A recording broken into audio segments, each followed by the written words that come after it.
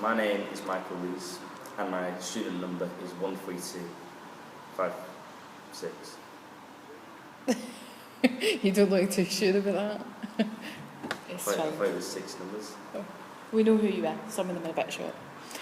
All right, Mike. So you've been researching for your preparation, process and production, different roles in the theatre. Yes. And you've had the opportunity to carry out some roles within that, most recently being your director's piece. Yeah. Do you want to tell me a bit about how that went? Yeah, I believe it went very well. My actors learned the lines, even though I probably gave them too many. And it was all a bit muddled up. And there's a lot of improvisation, but I think overall it did go well. And my actors did pretty much exactly what I told them. So it went well, and all the technical stuff pretty much worked.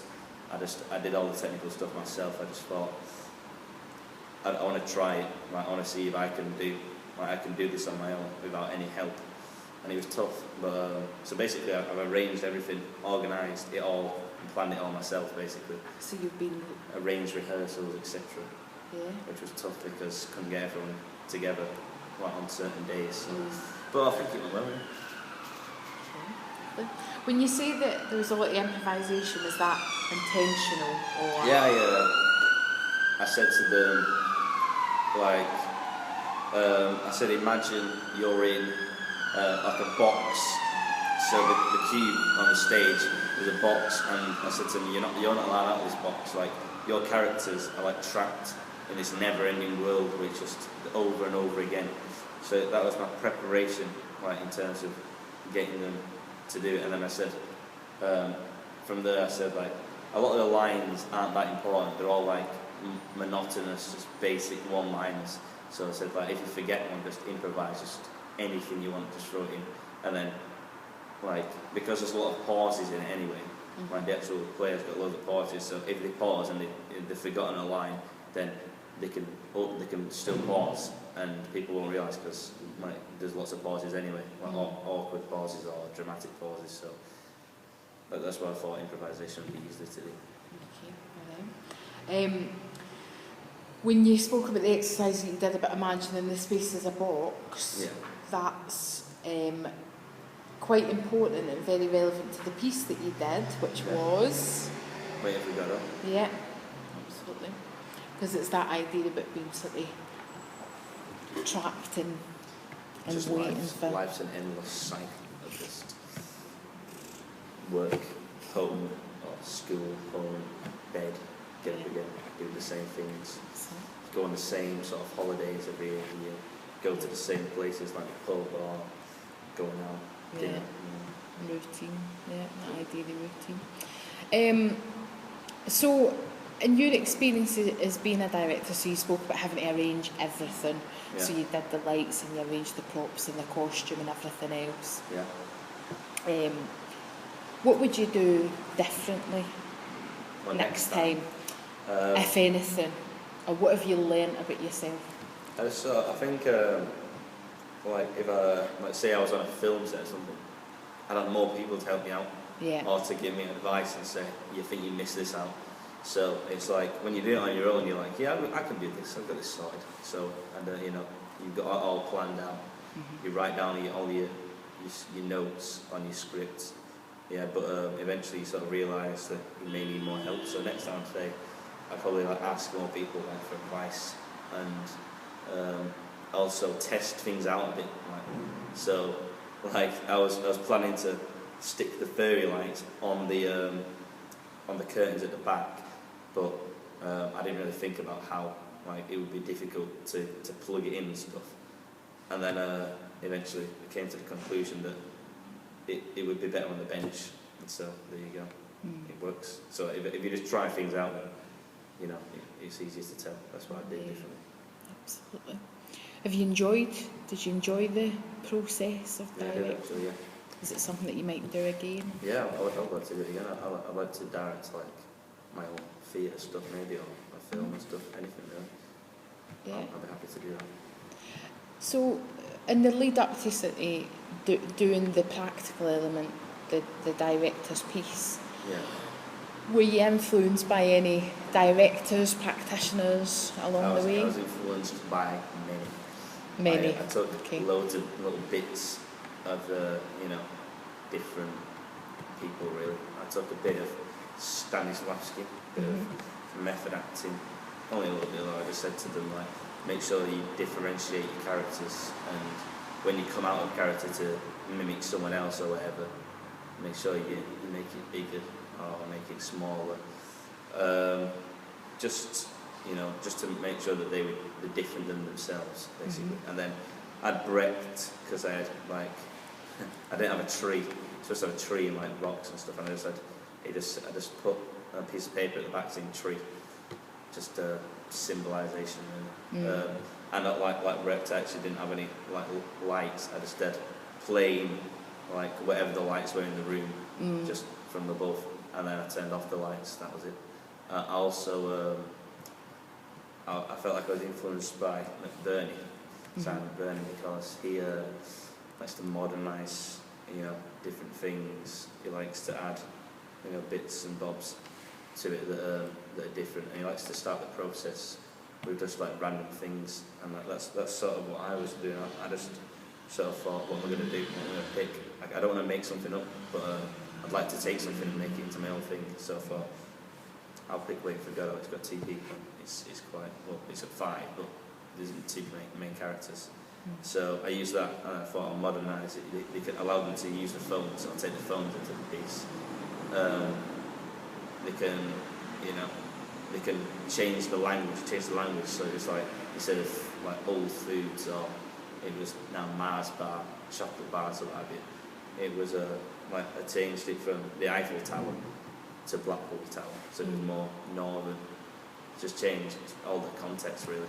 So you've took an existing piece of work and you've made changes within it in order to make it relevant to where you are. Mostly relevant to today, All right. basically.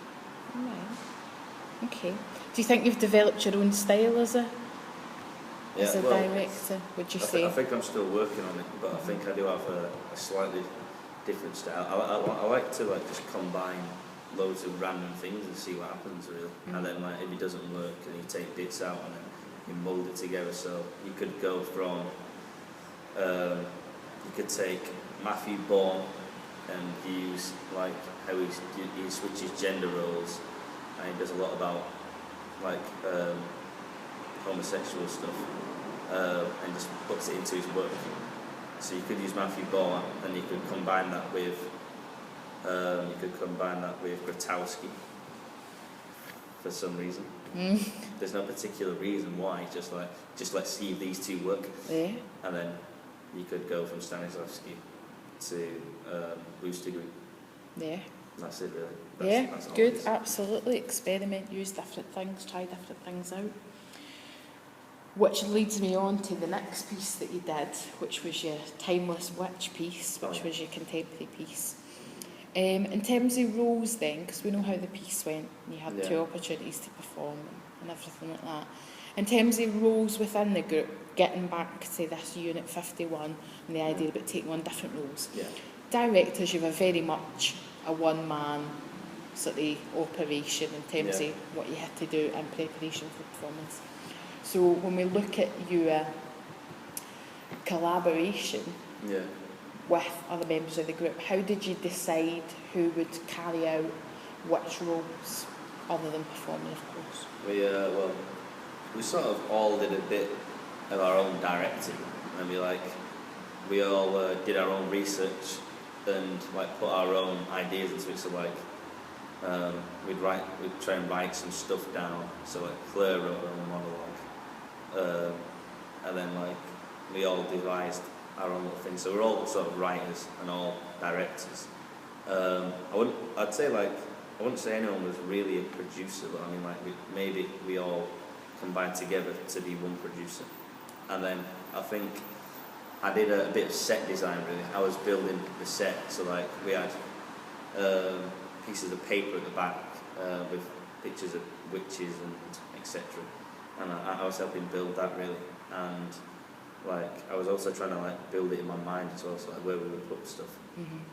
And for the actual performance, like we decided like at first we were just sort of having a bit of depth, so we'd have projector at the back and then like a table, etc., etc. And then for the other performance, we did it in the cube, which is a different room, and we just had like a chair and then like 4 other chairs and buckets. But yeah, I also helped get some props. Like I bought the buckets, I got a torch, I brought in my own book. So I'd say I probably did more set design and props than anything else. How equal were the roles split across the group? Do you think that any one person had a weightier task than the other? Did somebody take on more responsibility than others, or? I'd probably say that Helen H took on a little bit more in terms of trying to devise some scenes, because she was trying to weed out the weaker scenes, so she was helping build up other scenes and like talk about how we can make it with more tension and how we can like include our monologues or just random words, see if we can throw them in instead of just like messing about really in terms of like technology and stuff. So I think she had a good influence in the group. Okay. So areas for development for you, what would you say your strengths are over the board, doing the directing and doing a bit of set design, a bit of sort of directing and all that within the other one? What do you think your strengths are within that, and what do you think your areas for development are? So my strength, I'd probably say was direction, because I think I can like take things on, take the initiative, take a bit of leadership to but I also like to collaborate as well. Like, so I like to get the actors to tell me what they want as well. Yeah. So I think that's probably one of my strengths. I think I might need to work on writing maybe. Because I can devise like scenes and stuff and ideas in it, but I think I need some more work on my writing, I would say. Okay. I've not really done too much front of house, so like in the future to develop, I would probably take that on as a role, see if I could do that as front of house. And I've done a bit of admin work in the theatre education. I helped out in the accounting sort of stuff. I feel like I could probably do a bit more of that in the future as well. And I also believe, I think the hardest role probably is producing, because you've got to sort of get everything together, like sort everything out, make sure everyone's where they are. And it's pretty difficult, like especially when like if you've got 2 roles, so like if you're a producer and then you're also acting in a piece, it's like it's difficult. But, so I think in the future that probably it'd be better to just assign one role or 2 smaller roles together to one person rather than like 2 big things. I think that's the only thing that change we want to develop. Yeah. Okay, lovely. Thank you very much.